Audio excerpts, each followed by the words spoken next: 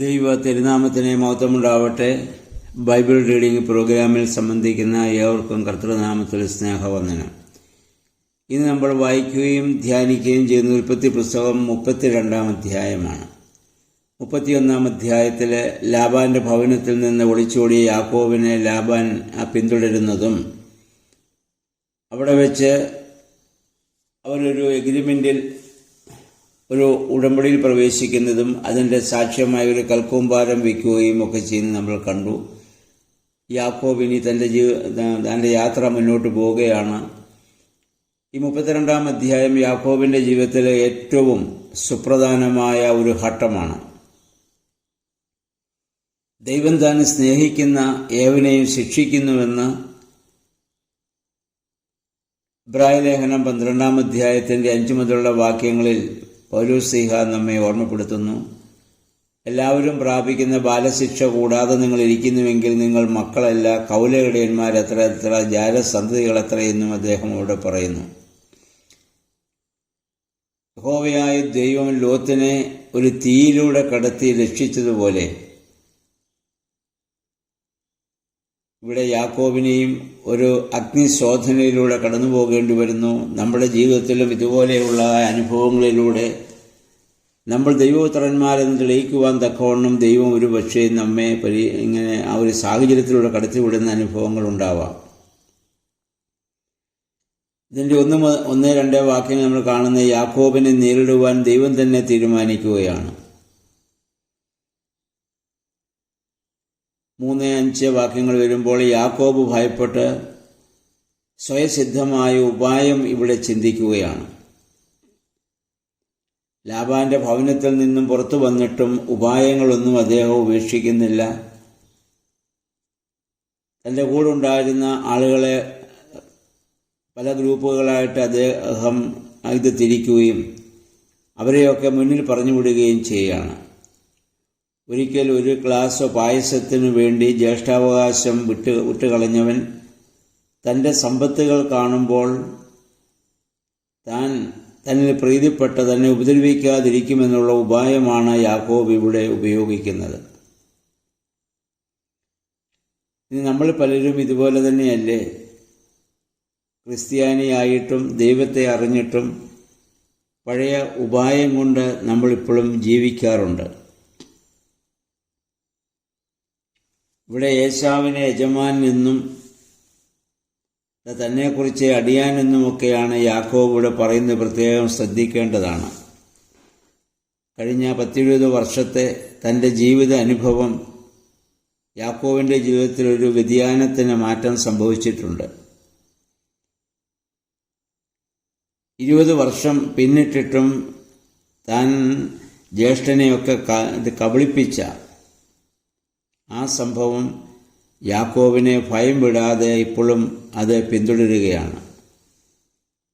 യാദർച്ഛികമായി നമ്മൾ ചെയ്തു പോയ തെറ്റ് ഏറ്റുപറഞ്ഞാൽ പിന്നീട് നമുക്കതിനെക്കുറിച്ച് വലിയ ദുഃഖമുണ്ടാവില്ല. എന്നാൽ മനഃപൂർവ്വം ചെയ്ത തെറ്റുകൾ വീണ്ടും വീണ്ടും അത് നമ്മെ ഇങ്ങനെ ഭയപ്പെടുത്തിക്കൊണ്ടിരിക്കും. 9-10 വാക്യങ്ങളിലേക്കൊക്കെ വരുമ്പോൾ പിതാക്കന്മാരുടെ പേരിൽ അദ്ദേഹം ദൈവത്തോട് യാചിക്കുകയാണ്. താൻ പാപി എന്ന് യാക്കോബ് ദൈവം മുൻപാകെ ഇവിടെ സമർപ്പിക്കുകയാണ്. 20 വർഷങ്ങൾക്ക് മുൻപ് ജ്യേഷ്ഠനെ വഞ്ചിച്ച് ഭവനത്തിൽ നിന്ന് പോരുമ്പോൾ യാക്കോബിനെ മുന്നോട്ട് ഓടാമായിരുന്നു, ലാബാന്റെ ഭവനം ലക്ഷ്യമാക്കി ഓടാമായിരുന്നു. എന്നാൽ ഇന്ന് യാക്കോബിന് മുന്നോട്ടും പുറകോട്ടും പോകാൻ പറ്റില്ല. മുന്നോട്ട് പോയാൽ ഏശാവ് തന്നെ തന്നോട് പ്രതികാരം ചെയ്യുമെന്ന ഭയം. ഇനി ലാബാന്റെ ഭവനത്തിലേക്ക് തിരിച്ചു പോകാനാവില്ല. കാരണം അവിടെ അവരെ ഇടയ്ക്ക് കൽക്കൂന വെച്ച് സത്യം ചെയ്തതാണ്. ഇനി അത് ലംഘിക്കാനാവില്ല. അവന് പുറകോട്ടും പോകാനൊക്കില്ല. പലപ്പോഴും ദൈവം നമ്മെ ഇതുപോലെയുള്ള ചില പ്രതിസന്ധി ഘട്ടങ്ങളിലൂടെ കടത്തിവിടാറുണ്ട്. അതെന്തിനാണെന്ന് ചോദിച്ചാൽ നമ്മെ രൂപാന്തരപ്പെടുത്തുന്നതിന് വേണ്ടിയിട്ടാണ്. അദ്ദേഹം തൻ്റെ കൂടെ ഉണ്ടായിരുന്ന തൻ്റെ ഭാര്യമാരെയും മക്കളെയും ആടുമാടുകളെയും ഒക്കെ പല ഗ്രൂപ്പുകളായിട്ട് ഇവിടെ തരംതിരിക്കുന്നുണ്ട്. 16-ാം വാക്യമൊക്കെ വരുമ്പോൾ യാക്കോബിൻ്റെ ആ ഒരു തന്ത്രം നോക്കുക.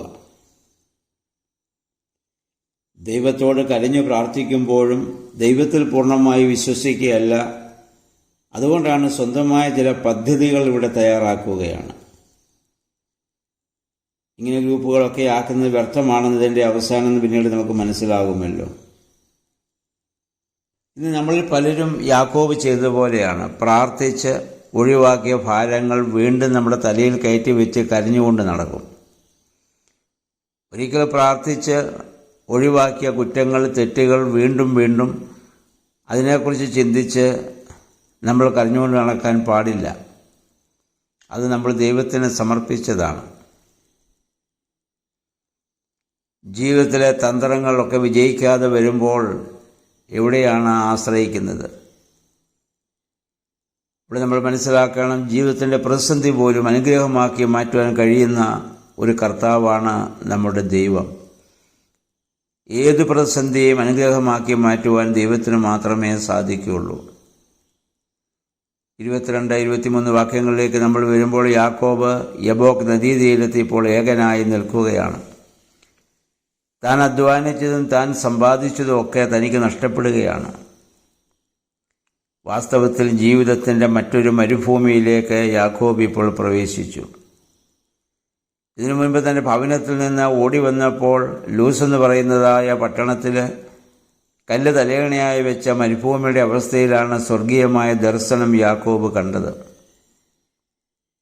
ഇന്നിതാ വീണ്ടും അവൻ മരുഭൂമിയിലായി. 20 വർഷം അധ്വാനിച്ചതും തൻ്റെ ഭാര്യമാര്, മക്കള്, ആടുമാടുകൾ എല്ലാവരും ഇതാ തോടിന് അക്കരെ പോവുകയാണ്.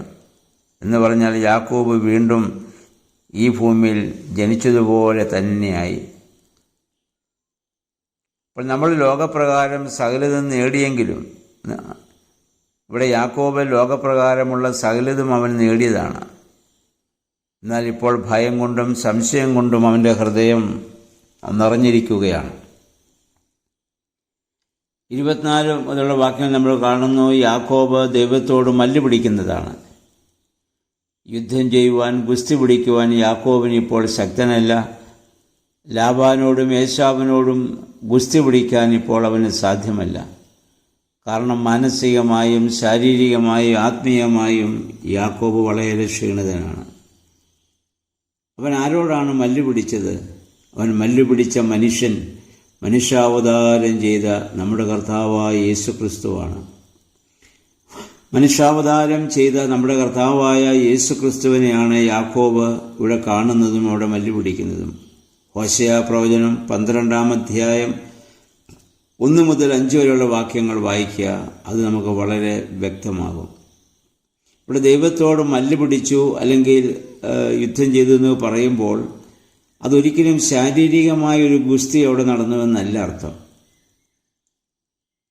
ഇവിടെ കരഞ്ഞുകൊണ്ട് കിടക്കുന്ന യാക്കോബിനെ ദൈവം സന്ദർശിക്കുകയാണ്.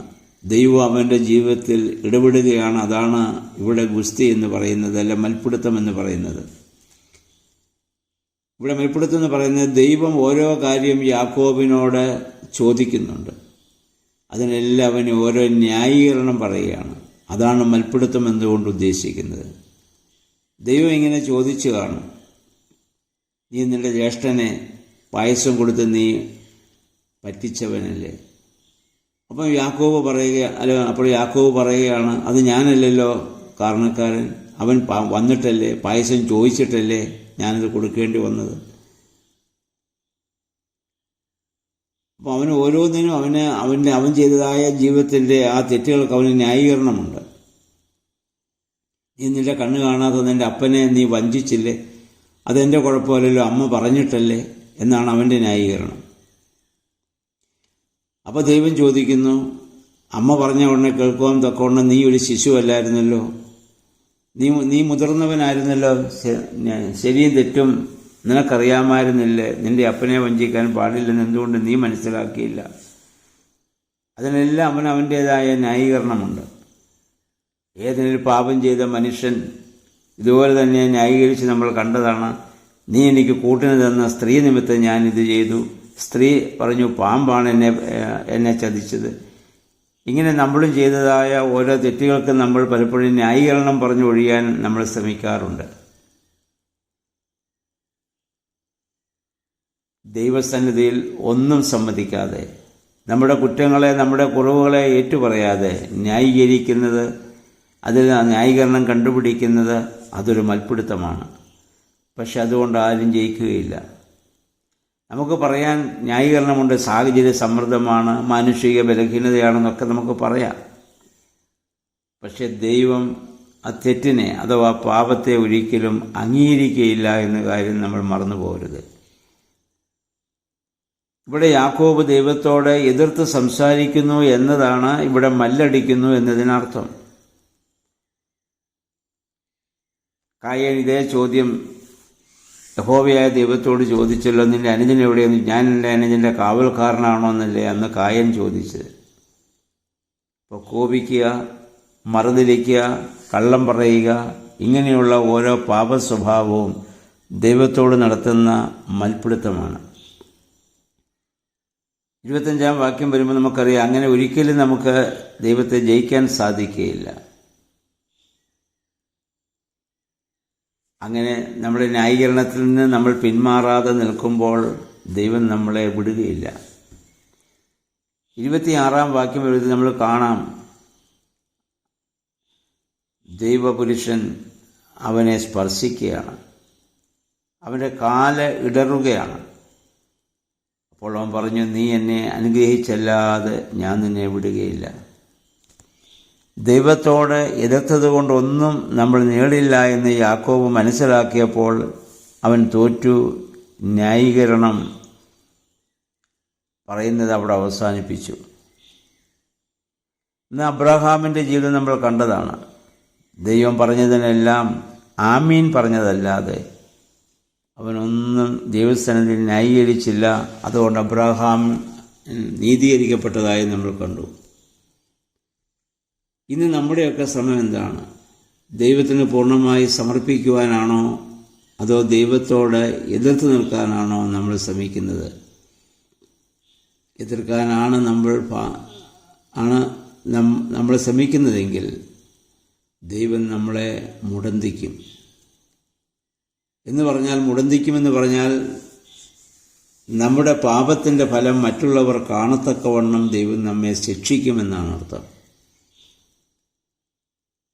ദൈവം അതിന് ശേഷം ഇവിടെ യാക്കോബിനോട് പേര് ചോദിക്കുന്നു.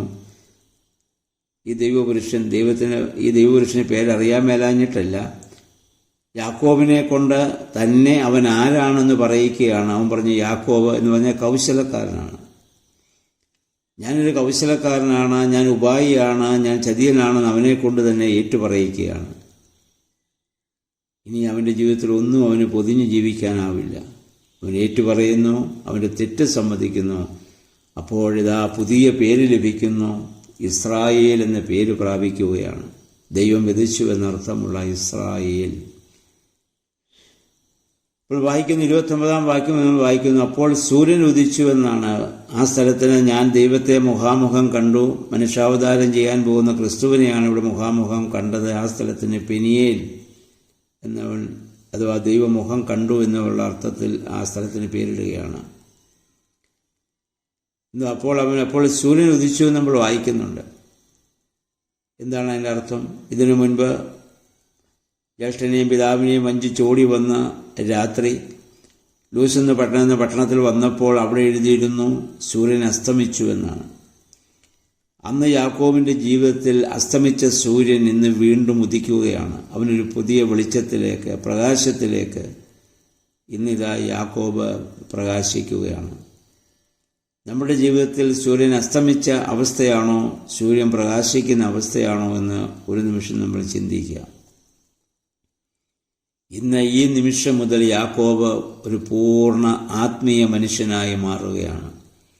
നമ്മൾ മുന്നോട്ട് ചെല്ലുമ്പോൾ ഫറവോന്റെ സന്നിധിയിൽ കൈയുയർത്തി ഫറവോൻ രാജാവിനെ വരെ അനുഗ്രഹിക്കുന്നൊരു യാക്കോബിനെ നമുക്ക് കാണാൻ പറ്റും. ഉപായിയും തന്ത്രശാലിയും ഭയപ്പെട്ടവനും നിരാശനുമൊക്കെ മാറിയ യാക്കോബ്, ഇതൊരു മാറ്റമാണ് ഇനി അദ്ദേഹത്തിൻ്റെ ജീവിതത്തിൽ ഇനി സംഭവിക്കാൻ പോകുന്നത്. ദൈവത്തെ മുഖാമുഖം കണ്ടതിന് ശേഷം ന്യായീകരണങ്ങളൊക്കെ നിർത്തി, കുറ്റങ്ങളൊക്കെ ഏറ്റുപറഞ്ഞു. ഒരു പുതിയ സൃഷ്ടിയായി യാക്കോബ് അവിടെ മാറ്റപ്പെടുകയാണ്. അവൻ ഭയപ്പെട്ടതുപോലെയല്ല ഏശാവിന് ഒത്തിരി മാറ്റങ്ങൾ സംഭവിച്ചു. ആടുമാടുകളൊക്കെ കൊടുത്തപ്പോൾ ഏശാവ് പറഞ്ഞു, എനിക്കെൻ്റെ ആവശ്യമില്ല, ദൈവം എന്നെയും അനുഗ്രഹിച്ചിട്ടുണ്ട്, ദൈവം ഇതെനിക്കൊക്കെ തന്നിട്ടുണ്ട്. നീ എൻ്റെ അനുഗ്രഹങ്ങളൊക്കെ ചോദിച്ചു വാങ്ങിപ്പോയെങ്കിലും മറുവശത്തോട് ദൈവം എന്നെ അനുഗ്രഹിച്ചിട്ടുണ്ട് സഹോദര, എനിക്കിതിൻ്റെ ഒന്നും ആവശ്യമില്ല. എന്നാൽ സ്നേഹത്തോടെ കൊടുത്തത്, അവനോടുള്ള സ്നേഹത്തെ പ്രതി ആ സമ്മാനമായി അദ്ദേഹം അവിടെ സ്വീകരിക്കുന്നുമുണ്ടല്ലോ. ഇതിൽ നമ്മൾ മനസ്സിലാക്കേണ്ട, ദൈവത്തോട് എതിർത്തത് കൊണ്ടോ ന്യായീകരിക്കുന്നത് കൊണ്ടോ നമുക്കൊന്നും നേടാനാവില്ല. പൂർണ്ണമായി സമർപ്പിക്കുമ്പോൾ നമ്മുടെ പേര് മാറും, സ്വഭാവം മാറും, ജീവിതം മാറും. അതിന് ദൈവത്തിൻ്റെ പരിശുദ്ധാത്മാവ് നമ്മൾ വസിക്കണം. പരിശുദ്ധാത്മാവേ, അതിന് ഞങ്ങളെ ശക്തീകരിക്കണമേ എന്ന് നമുക്ക് പ്രാർത്ഥിക്കാം. ഈ അധ്യായം എല്ലാവരും നന്നായി വായിച്ച് നമ്മുടെ ജീവിതവുമായി താരതമ്യപ്പെടുത്തി ചിന്തിച്ച് ധ്യാനിക്കുക.